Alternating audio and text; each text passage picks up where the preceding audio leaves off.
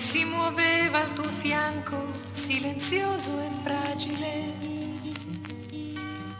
Certo nei tuoi desideri ancora non lo volevi, e al buio tu non sapevi se ridere o piangere dentro di te.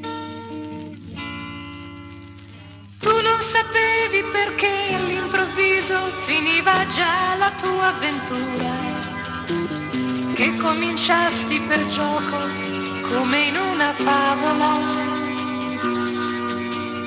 E in quelle immagini rosa, dove tu eri la sposa, tu ti potevi cullare nei sogni d'amore proibiti per te.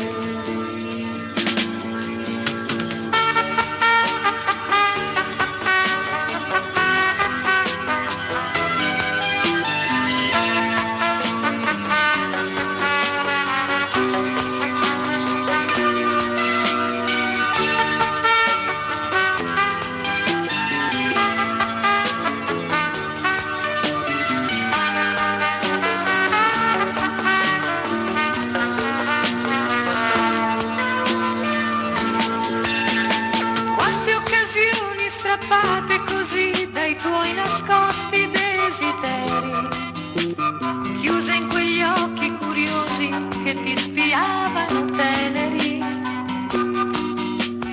e ti sentivi impaurita di avergli dato la vita, se lo vedevi aggrappato al tuo seno bagnato, cercavi